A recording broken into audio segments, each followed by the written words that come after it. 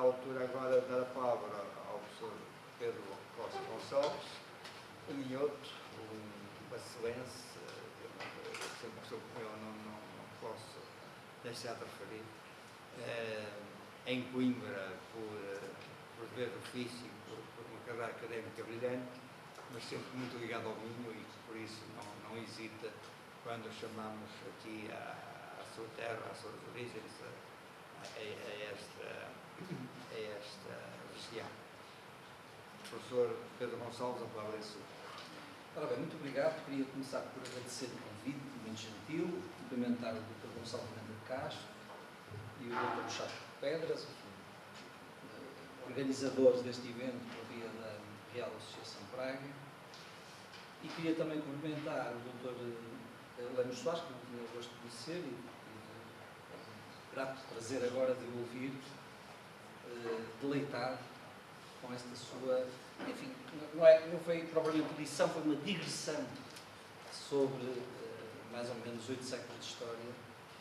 E o professor Cândido Oliveira, enfim, o professor Cândido Oliveira é um amigo de há muitos anos, e a quem eu já disse publicamente e até por escrito, o que vou repetir aqui é que o direito administrativo e sobretudo o direito administrativo local muito deve, digamos, a construção e reflexão à volta do direito administrativo local muito deve em Portugal. E, portanto, acho que esse é um tributo que toda a gente reconhece, toda a gente presta, e, portanto, queria deixar isso também aqui, de novo, sublinhado.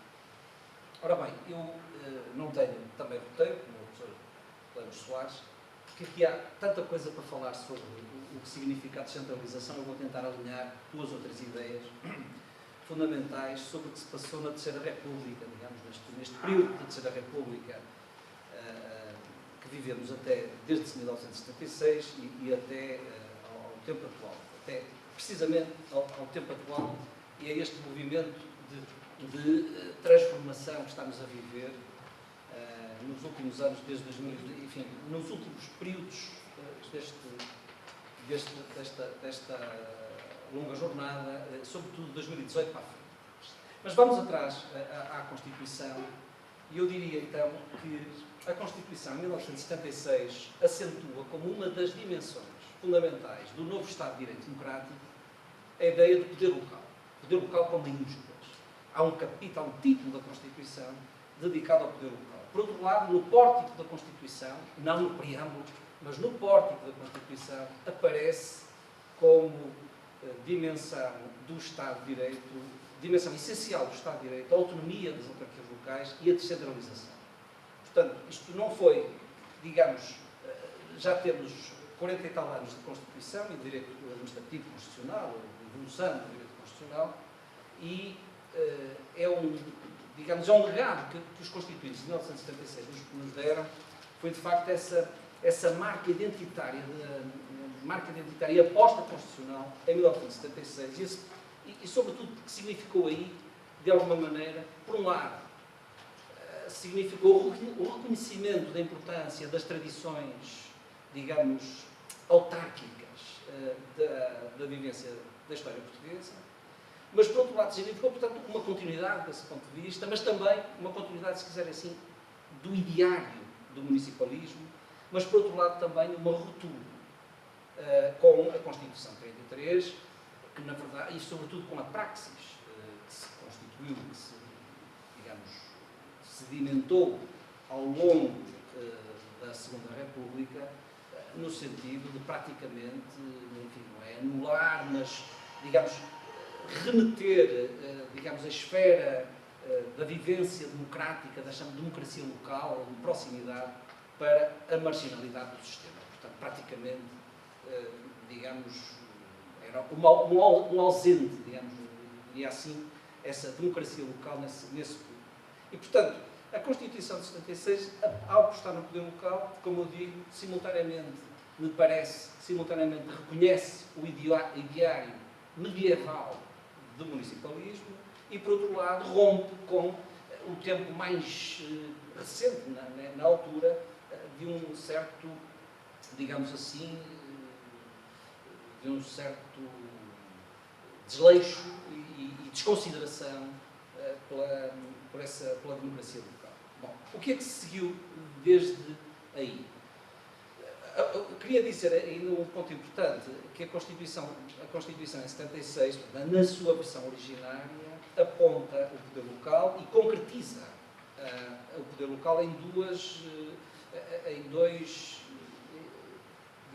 polos, o município e a freguesia.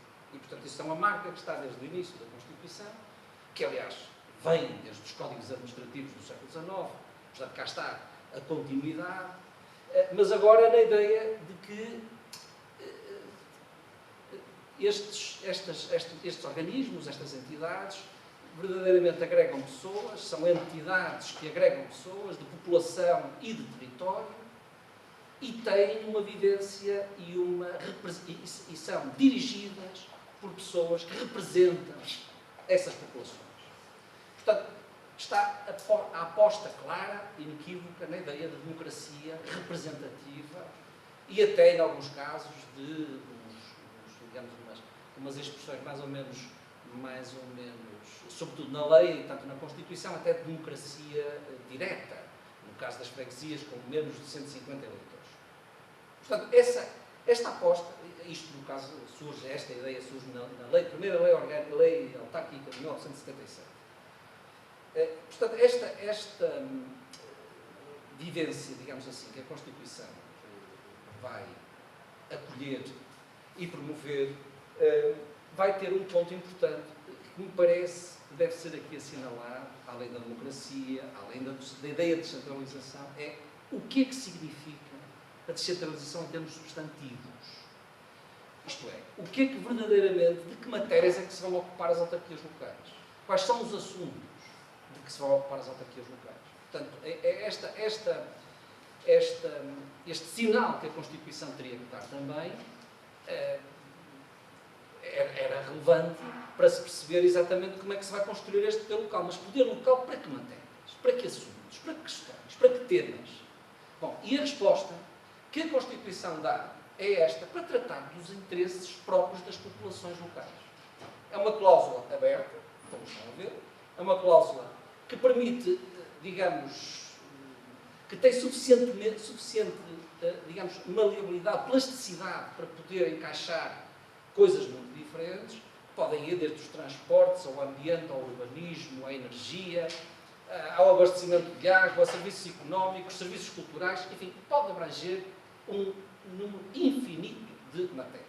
E, portanto, esta cláusula aberta também me parece, esta ideia de que as autarquias locais são entidades que se ocupam dos interesses próprios das populações respectivas, aposta da Constituição de 76, também me parece uma ideia bem construída, aliás, e recolhida, aliás, toda a fisionomia do nosso direito autárquico constitucional é uma fisionomia alemã, quer dizer, decorre não da Constituição alemã, mas da vivência do Tribunal Constitucional Alemão e da doutrina alemã sobre autarquias locais e sobre a garantia, sobretudo este último aspecto, da garantia institucional das autarquias locais à volta desta ideia dos interesses próprios das populações. Muito bem, e portanto vamos assistir agora ao andamento deste processo. Isto está no papel, em 76, este processo há eleições, em 77, primeiras eleições autárquicas, e a partir daí o processo desenvolve-se. E o que é que nós assistimos durante estes 40 anos, em termos de, não da realidade não, mas em termos de evolução do modo como o legislador, quando digo legislador, é o Estado, porque é o Estado que legisla, quer dizer, o modo como é que o Estado olha para as autarquias locais ao longo deste tempo, em dois ou três aspectos que me parecem essenciais. Eu diria que neste período histórico há alguns momentos relevantes. Portanto, a lei das autarquias locais vai havendo leis das autarquias locais em 84, depois em 99, depois em 2013. Penso que é de 99 a 2013. Exatamente. Portanto, e o que é que estas autarquias... Basicamente, esta evolução, diria assim, do ponto de vista da lei, daquilo que podemos chamar a Constituição autárquica, não é? Esta legislação que define o que é que as autarquias locais são, como é que se organizam, o que é que fazem, estas leis não alteraram significativamente. Se nós compararmos a lei de 2013, tirando um aspecto que eu referi, das entidades intermunicipais, se compararmos o que é a Câmara Municipal, a Assembleia Municipal, a Assembleia de Freguesia, a Junta de Freguesia, na Lei de 2013 e na Lei de 2099 e na Lei de 77 e de 84, não vemos grandes alterações. Não há rupturas abruptas e estamos a falar de um período de quase 40 anos. Não há. Não existe. Talvez haja um aspecto que me parece importante, apesar de tudo, que não é um aspecto da lei, é um aspecto que resulta, não é um aspecto da lei, embora também seja, mas é um aspecto que resulta, sobretudo, de uma espécie de afirmação, quase diria, natural, de uma figura, que é a figura do Presidente da Câmara. Essa figura, de facto, torna-se inquestionável. Quer dizer, há um momento, anos 90, por exemplo, em que o professor Freitas do Amaral discutia, por exemplo, se o Presidente da Câmara é um órgão administrativo. Quer dizer, isso é uma coisa que está completamente enterrada no passado. O Presidente da Câmara não apenas é órgão administrativo, como é o principal órgão administrativo dos municípios, em vários aspectos que podemos considerar. Vários aspectos que podemos considerar, quanto às competências, quanto ao simbolismo, quanto ao que significa, quanto ao modo como acede, digamos, ao próprio cargo. E, portanto, enfim, sobre vários aspectos, o Presidente afirmou-se. E esta é uma alteração. Enfim, mas este é um outro aspecto que não queria fugir do ponto essencial, que é mostrar que, na verdade, ao nível da legislação constitucional, vamos dizer assim, constituinte das autarquias locais, não há uma grande transformação ao longo deste período todo.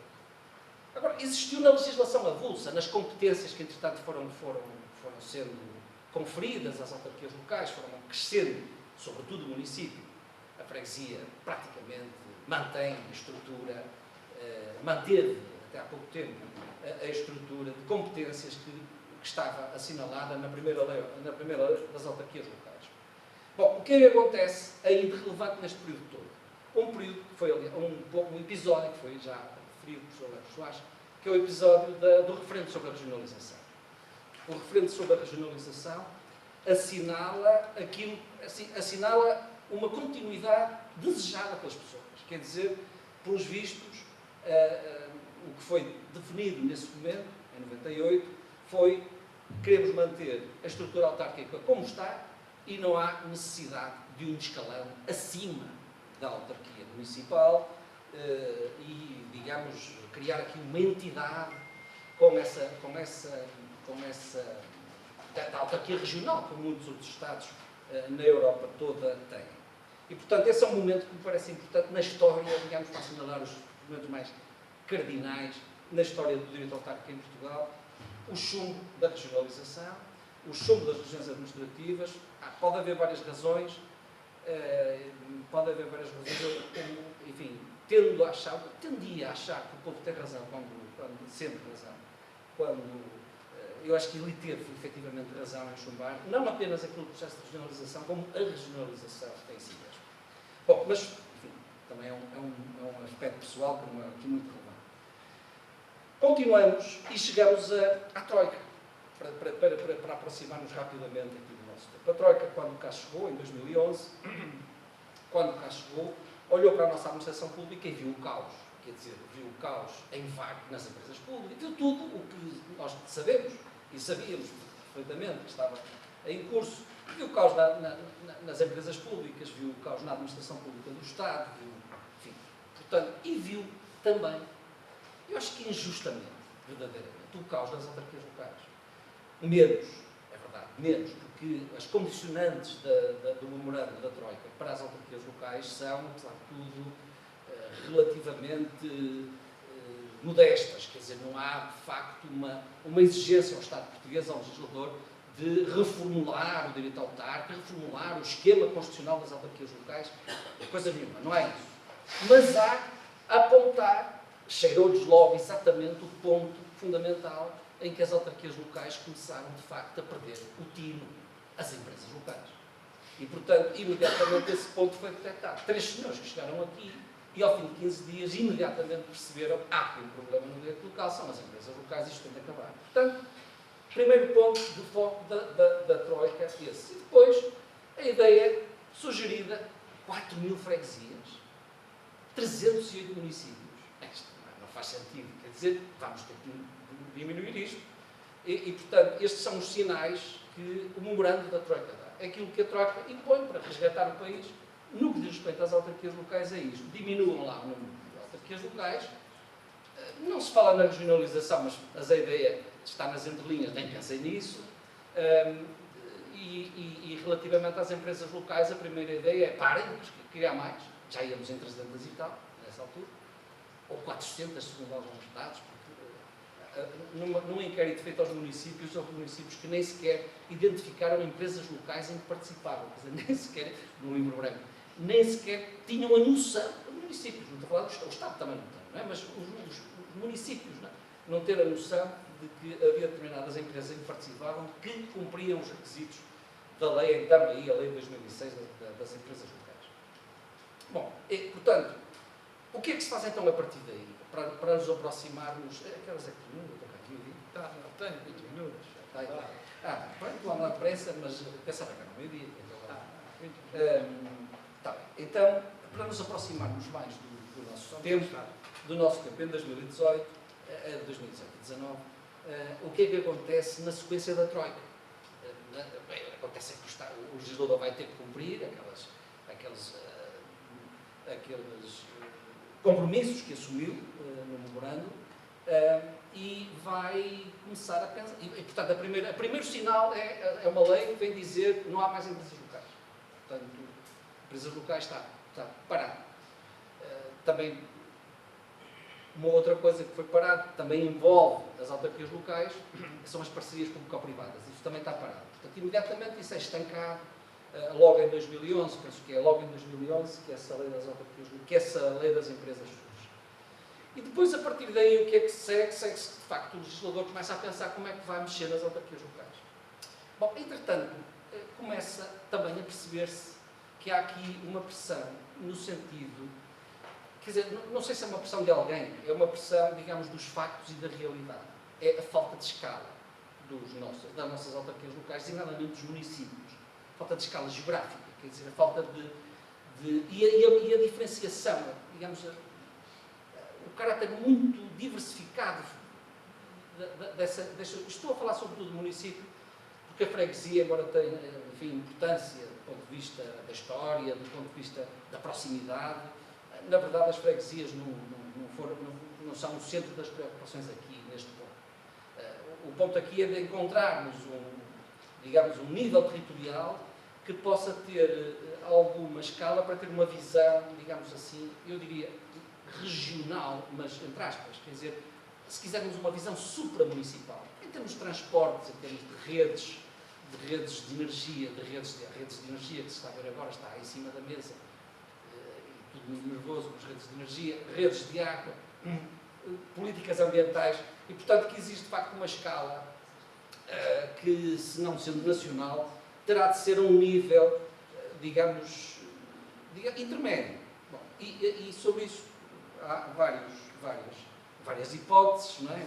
dessa divisão, desse nível regional, mas, portanto, esse era um problema. Tentarmos encontrar um nível supramunicipal e havia essa pressão que resulta muito dos fundos europeus, resulta destas políticas que eu acabei de referir, ambientais, transportes, etc. E, portanto, que suscitam a exigência de uma coisa acima do município, de um território acima do município, que não seja necessariamente o território do Estado, ainda, portanto, que esse também já tem escala a mais, mas ao nível acima do município. Portanto, tínhamos aí esse problema. E tínhamos depois enfim, não há um problema, tínhamos uma outra situação, que é Lisboa.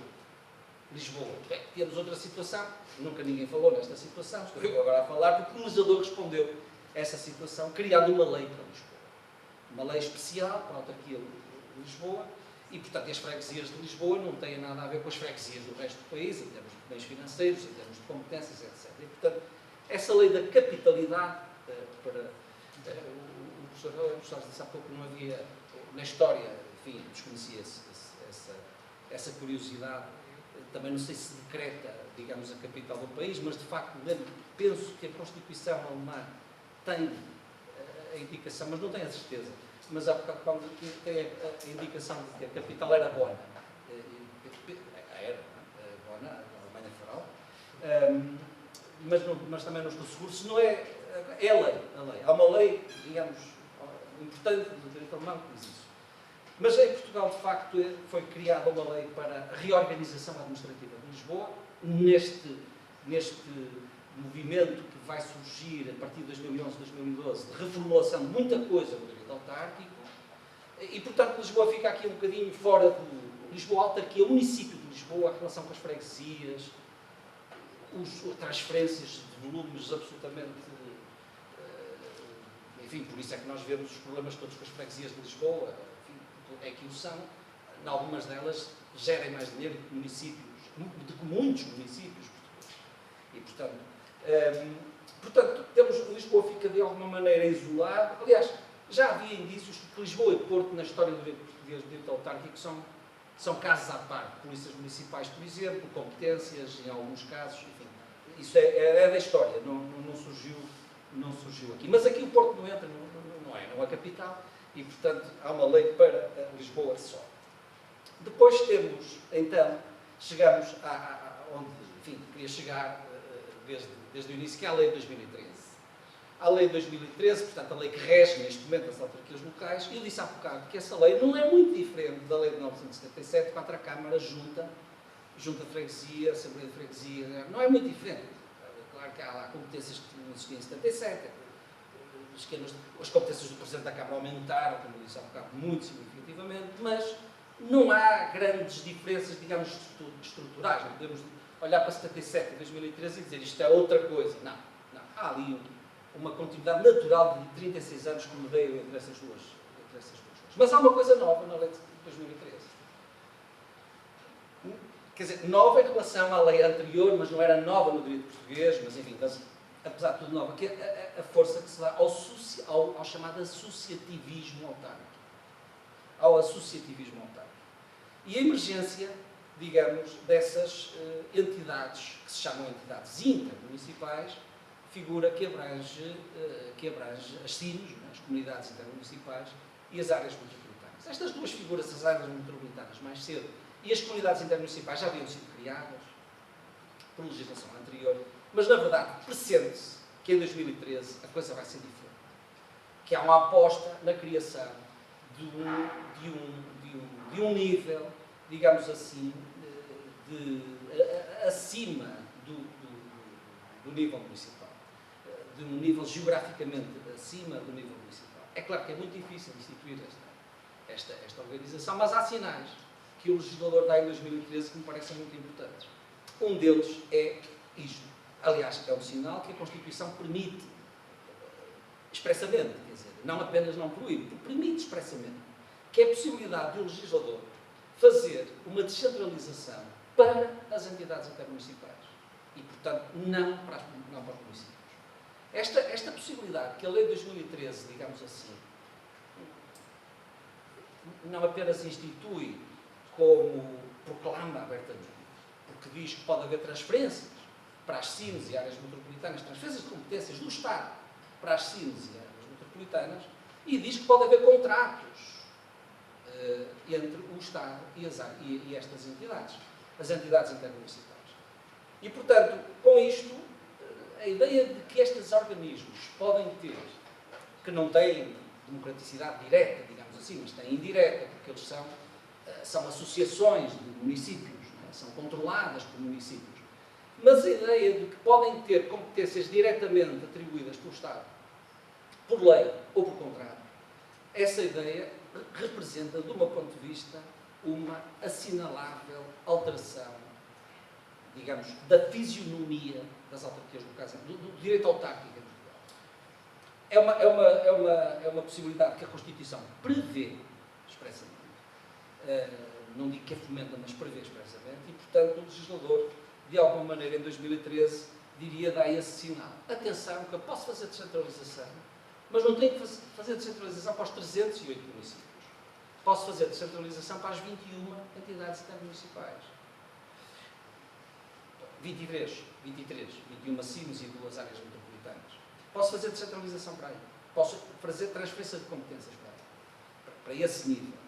Bom, a possibilidade estava em aberto e em matérias importantes percebe-se que aquilo poderia efetivamente ser, que essa solução, que essa abertura poderia ser uma solução para alguns problemas e para facilitar, diria assim, para facilitar o processo de centralização. Voltamos à questão das matérias, que há bocado referi.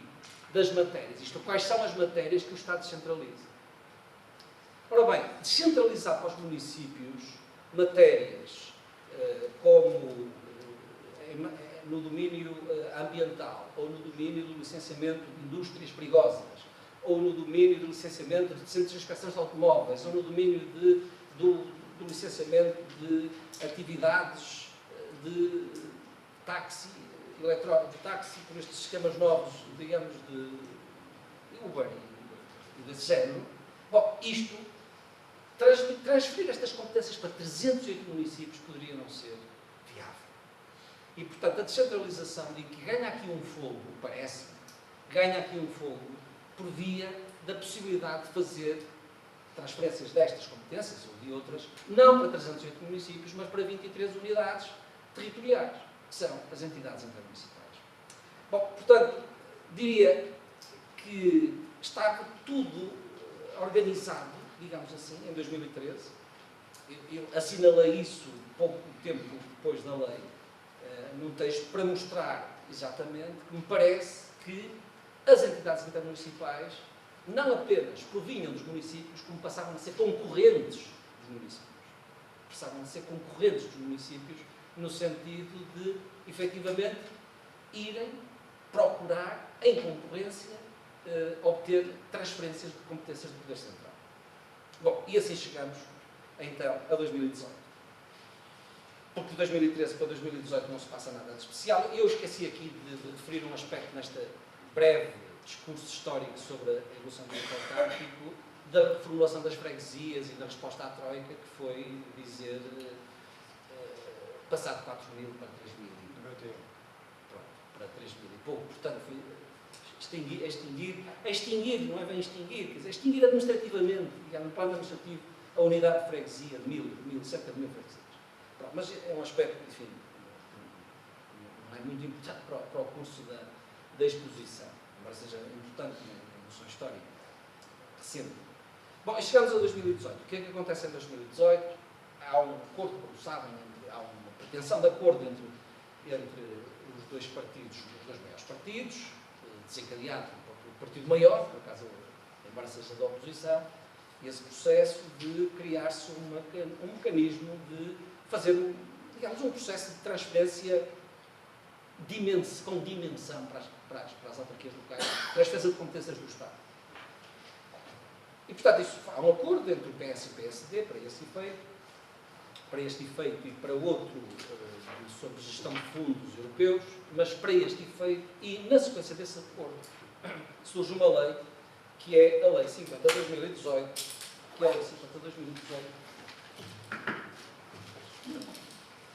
a Lei 50/2018, que vem definir o quadro, é uma lei quadro, da transferência de competências para as autarquias locais. Deixem-me só um parênteses, porque no meio disto há um absoluto desnorte do legislador em termos de técnica jurídica. Portanto, a técnica jurídica aqui, isto já foi embora há muito tempo, atribuições, competências, órgãos, entidades, isso já é um legislador que não fez a escola primária de Direito Administrativo.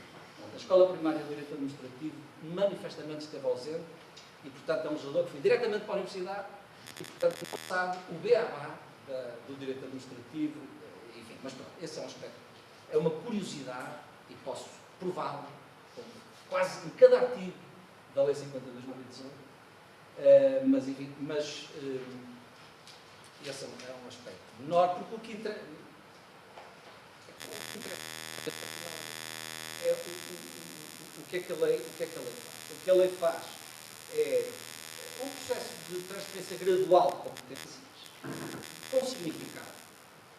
Muitas destas competências, é uma coisa que é curiosa, parece, é que não é... Nós ligamos a descentralização à ideia de que há uma deslocação de competências do Estado para o ente descentralizado, o município aqui, a autarquia local, porque isso diz respeito aos interesses próprios das populações da entidade local. Ora, em muitos casos, a descentralização que aqui é feita, em muitas áreas, não é necessariamente assim. Mas isto não é mal nem bem, quer dizer, só para assinalar esse ponto. Não me parece que, em muitos casos, relativamente a algumas destas matérias, haja uma especificidade dos interesses locais que justifique a descentralização. A descentralização justifica-se para aliviar o Estado, para aproximar, digamos, administrativamente a decisão dos cidadãos, mas não propriamente porque aquilo diga respeito aos interesses específicos da população de Braga, aos interesses específicos da população de Vizela. Quer dizer, em muitos casos é assim. Enfim, só assinalar o ponto, porque é uma descentralização que me parece técnica e não democrática neste sentido. Quer dizer, parece-me uma centralização tecnocrática mais do que propriamente neste sentido democrática. Mas o ponto também é só para assinalar, como disse. Mas aqui o que me parece mais de relevante é assinalar e como é que o legislador olhou para as entidades intermunicipais. Porque, eu tinha dito, as entidades intermunicipais estavam ali como um candidato muito forte, poderoso, digamos, não o poder que tem, porque o poder que tem vem dos municípios, como sabemos, mas poderoso no sentido da sua localização no sistema para receber muitas competências. Não foi o caso. Não foi o caso. Portanto, o legislador privilegiou, de facto, os municípios, eu não estou a dizer se é bem ou mal, estou digamos, a indicar as coordenadas que me parecem que resultam da lei, privilegiou os municípios e, nos poucos casos em que fez transferências de competências para as entidades intermunicipais, que verdadeiramente é um processo que só estará concluído em 2021, não me interessa estar a falar neste período, digamos, transitório de descentralização gradual, mas só em 2021 e, portanto, só aí é que fica completo e estabeleceu um princípio na lei que é, diria assim, surpreendente para mim. Não é? Surpreendente, não é inconstitucional, nem é surpreendente, que é o de estabelecer que só passam competências para as entidades intermunicipais com o acordo prévio dos municípios, de todos os municípios da comunidade intermunicipal. E, portanto, isto significa que temos uma transferência de competências condicionada, ou sob condição, do acordo dos municípios. Não tenho nenhum juízo especial sobre isto, a não ser que ele significa, do ponto de vista jurídico, significa dar uma prevalência claramente ao município. Quer dizer, manter, no fundo, a ideia histórica de que andamos aqui para trás e para a frente e tal, mas as entidades intermunicipais são instrumentos, digamos, instrumentos que os municípios, quer dizer, que são utilizados por um lado pelo Estado e por outro lado pelos municípios. Não é? Diria dos dois lados, não é? Quer dizer, são instrumentos, puramente instrumentos técnicos para isso. E, portanto, essa evolução que, de certo ponto de vista, era expectável, de um aumento, de um alargamento, de um revigoramento da figura da entidade intermunicipal, parece ficar um pouco apagado, embora em alguns setores, eu queria assinalar esses setores, em alguns setores, por várias vias, e até por fora dessa lei, da lei de quadro da transferência de competências, se consegue chegar ao resultado de fortalecer enormemente as comunidades intermunicipais. Transportes, claramente, tudo que diz respeito à regulação de transportes de passageiros tende hoje a ser matéria de entidade intermunicipal. Vejam as áreas metropolitanas de Lisboa e Porto, são praticamente autoridades de transportes, mas também as outras entidades tendem a ser, e é um processo que também está em curso, e vamos ver o que acontece na energia. Vamos ver o que acontece na energia elétrica, na distribuição de energia elétrica, enfim, que é uma história, uma coisa histórica dos municípios, de que eles foram despojados em 1975, com a nacionalização e a criação da EDP, que voltou para eles em 82, formalmente voltou para eles em 82, e que agora está, neste período, até 2022, 2019 até 2022, vai ter que haver decisões, 2021, vai ter que haver decisões importantes aí ao nível da distribuição de energia elétrica em baixa tensão, que é uma tarefa municipal, mas que, na verdade, ninguém tem noção disso, porque ela está de alguma maneira nacionalizada, embora as redes sejam redes municipais. E, portanto, vamos ver o que acontece aí, mas também me parece que as comunidades intermunicipais podem vir a ter uma importância acrescida. E na gestão dos fundos europeus, enfim, porque a geografia das entidades intermunicipais, o facto de serem NUTs, de serem qualificadas para efeito da nomenclatura das NUTs e ser as NUTs 3, também ajuda a esse link com os fundos europeus. E pronto, eram estas ideias, enfim, muito genéricas. A descentralização, o que é que fica aqui no fim, como ideia que me parece ideia-chave? Eu acho que há aqui um problema que não referi, eu falei em matérias, e os municípios, enfim, a Associação Nacional de Municípios, que é um ator importante, muito importante neste processo, a Associação Nacional de Municípios Portugueses, e que, enfim, e que me parece, ao longo do tempo que o governo, que os vários governos respeitam e não querem afrontar, que é um problema dos recursos. Isto é, nós temos matérias novas, competências novas, que passam para as autarquias locais, que passam para os municípios, e temos o problema dos recursos financeiros, do pessoal, enfim, esse problema só quero assinalá-lo, não quero, enfim, digamos, um problema mais de reivindicação da realidade, da força dos factos, do que propriamente uma questão jurídica. Depois, uma questão, para terminar, as freguesias. Eu há pouco desprezei, digamos assim, nesta análise, um bocadinho as freguesias, mas as freguesias também são, de alguma maneira, contempladas neste processo de transferência de competências. E são contempladas, aliás, de uma forma curiosa, do ponto de vista jurídico também, que é a lei, digamos, transfere competências diretamente para as freguesias, diz que há um certo número de competências que passam diretamente, passam para as freguesias, mas diz que os municípios podem, digamos, conservar e manter essas competências. Há aqui uma espécie de uma delegação ao contrário, um fenómeno assim um bocado esquisito do ponto de vista administrativo, não tem nome, não é? Não tem nome.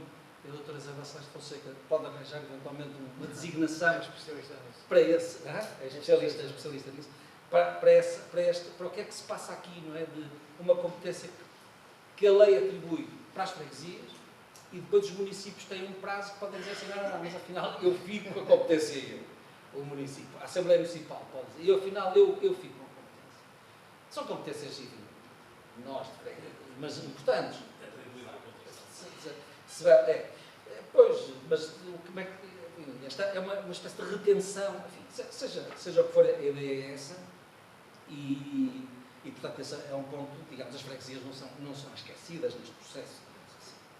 E pronto, eram estas as ideias, muito obrigado pela vossa atenção.